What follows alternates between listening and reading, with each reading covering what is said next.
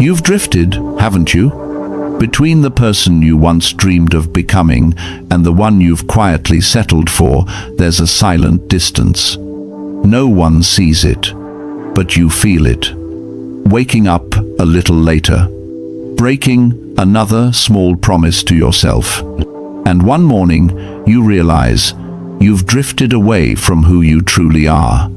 The good news: you can return. Not by becoming someone new, but by returning to the strongest version of yourself.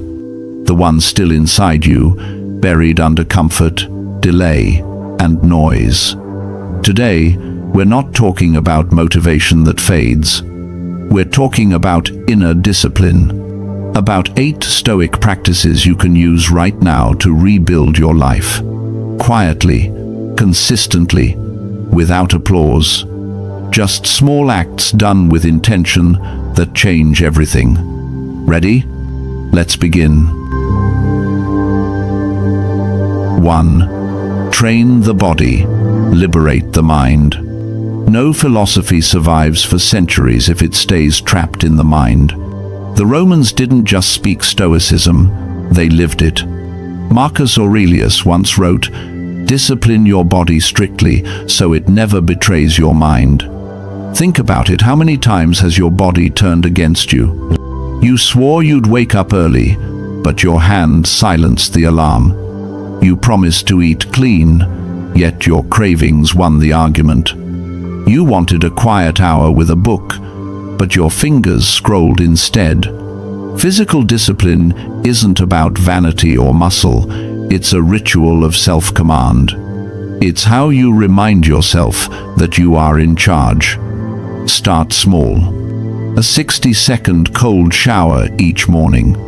A 20-minute run before sunrise.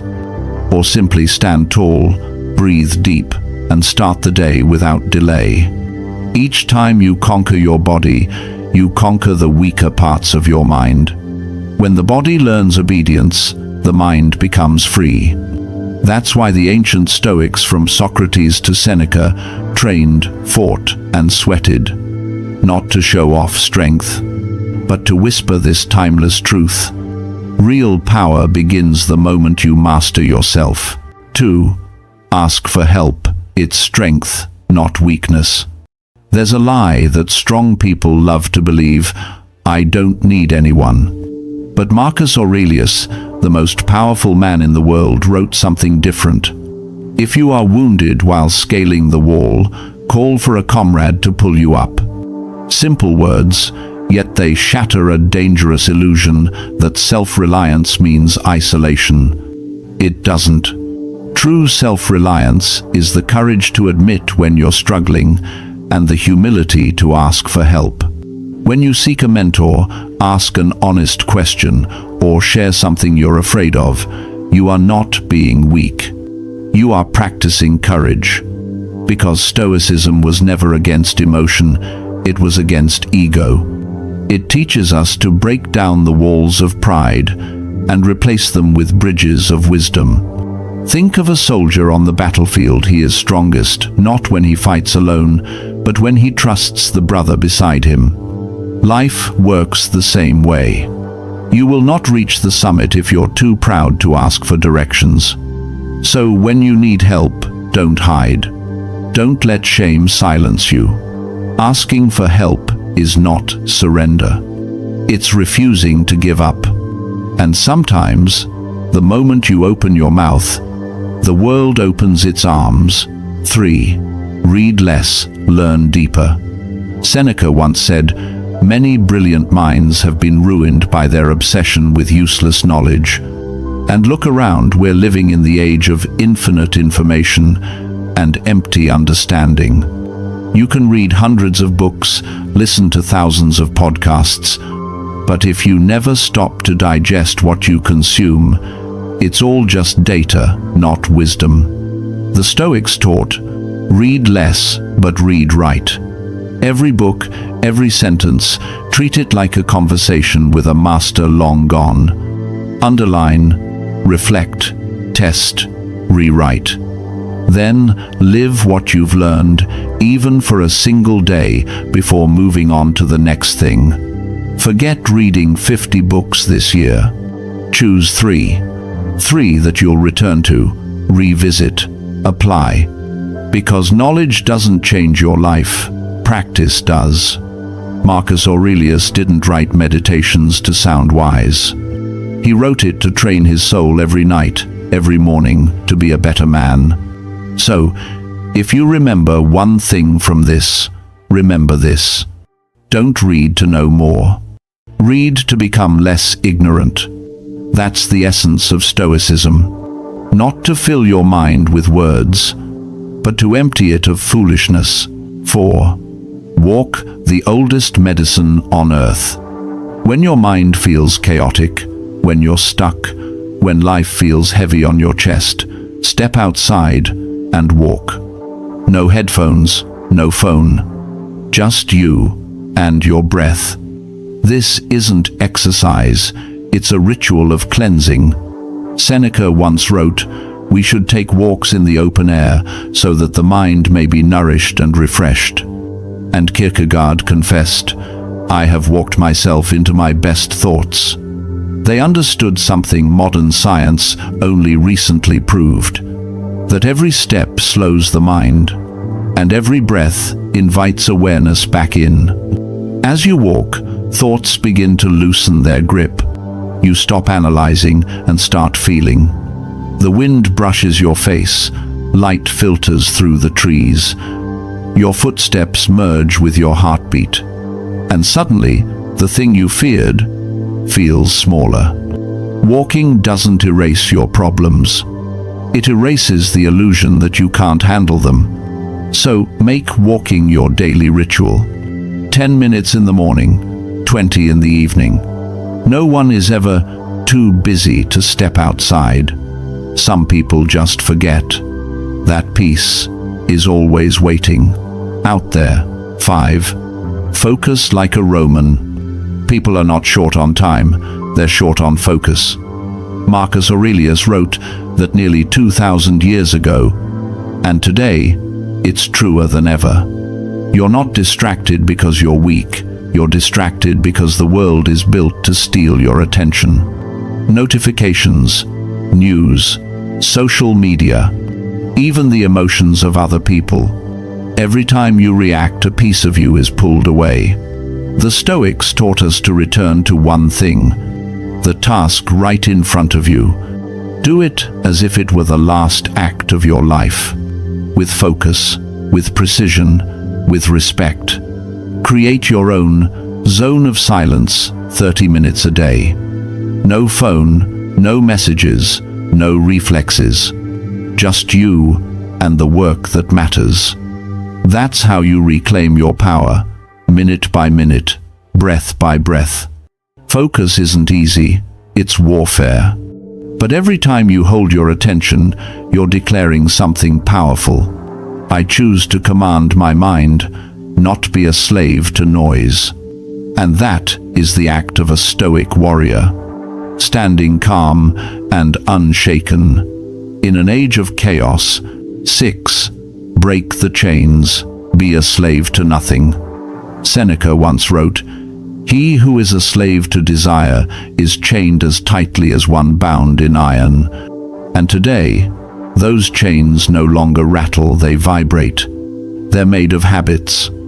You can't put the phone down. You can't start the day without caffeine.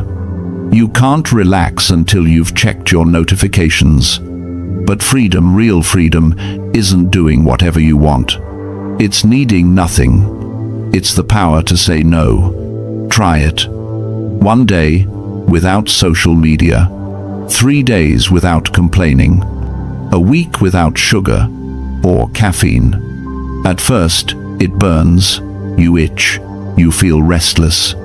But then something strange happens. You feel lighter, clearer, stronger. Because when the addiction fades, you don't just gain time, you regain self-control. Every chain begins as comfort. So cut it before it cuts you off from yourself. because no one is free, as long as they're ruled by a habit. 7. Kill perfectionism, choose progress. Perfectionism sounds noble, but it's fear wearing a mask of virtue. You don't act because you're afraid it's not good enough. You don't finish because you fear it's not perfect. And so, you live your whole life in the waiting room, preparing, planning, polishing, but never becoming. Martha Graham once cried through the night, convinced her new dance was a failure. But that very performance later became legendary. Why? Because she had the courage to finish. The Stoics taught, do not abandon the journey because you cannot perfect it. Your duty isn't to reach the ideal. Your duty is to move forward. Follow this rule. 80% done means done. 100% perfect means never. Write it, publish it, build it, step out anyway.